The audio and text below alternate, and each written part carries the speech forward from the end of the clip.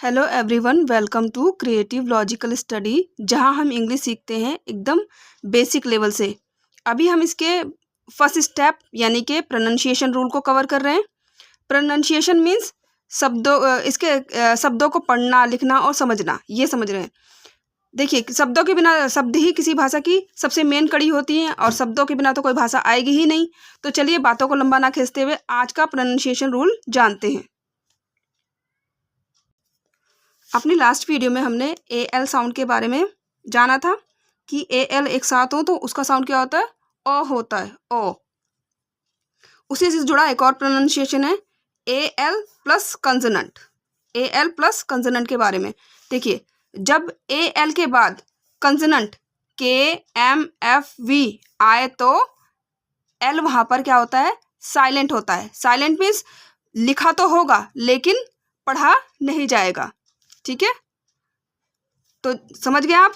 A L plus के M F we, तो हम वहाँ पर लिखेंगे तो एल को लिखेंगे लेकिन वहाँ पर एल को रीड नहीं करेंगे, पढ़ेंगे नहीं। ठीक है, तो देखिए, जैसे वॉक, काम, हाफ, टॉक, बाम, सॉव। ई भी मोस्टली साइलेंट रहता है, इसे मैजिक ई बोलते हैं। ई ज़्यादातर वर्ड में आपको साइलेंट ही मिलेगा, यानी कि ई को भी लिखते तो हैं लेकिन पढ़ते नहीं है, रीडिंग में नहीं लेते उसे। ठीक है, चॉक, काफ, काव। जो बिगनर्स हैं उनको कैसे पढ़ना है हमेशा याद रखिए रूल। डब्ल्यू का व, ए एल ओ के का, तो क्या बना, वॉक, वॉक। इसी तरह से आमंड, पाम, सैमन।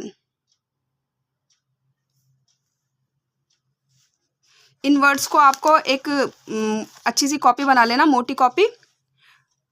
उसको हटाना नहीं, एक ही मतलब इन्वेस्ट कर लीजिए, एक मोटा सा रजिस्टर बना लीजिए जिसको हमें बार बार चेंज ना करना पड़े, क्योंकि अभी हम ये प्रोनाउंसिएशन रूल को और भी अच्छे तरीके से इसको रिवाइज करेंगे तो उसमें काम आएगा और हमारी एक अच्छी से रिवीजन के लिए एक मटेरियल तैयार हो जाएगा। ठीक है, चलिए एक और रूल है इससे जुड़ा हुआ।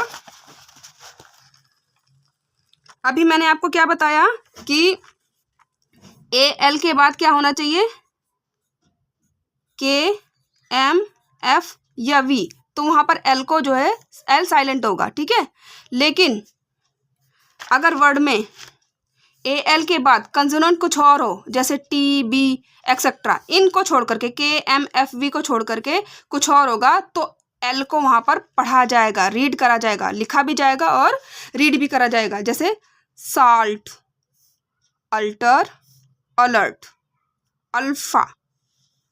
फिर से बिगनर्स को कैसे पढ़ना है, इसका साउंड रखते हुए एस सा ए एल ओ बन गया, सा ल टू, साल्ट। इसी तरह से अ ए एल ओ और टर, अल्टर। ठीक है, अल्टर, अलर्ट, अल्फा। एक और पॉइंट है इसी में, देखिए सिलेबल ब्रेक।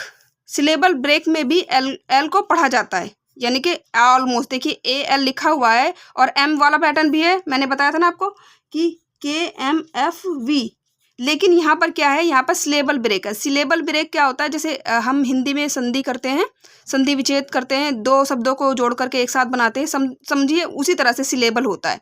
ठीक है, तो ऑलमोस्ट, ऑलमोस्ट इसको क्या पढ़ेंगे, ऑलमोस्ट। जो बिगनर्स हैं वो पहले दो रूल को ध्यान में रखें, बाकी जो एडवांस लेवल पे ध्यान चाहते हैं वो इसको भी ध्यान रखें। आई होप आपको ये रूल समझ में आया होगा। मिलते हैं नेक्स्ट वीडियो में।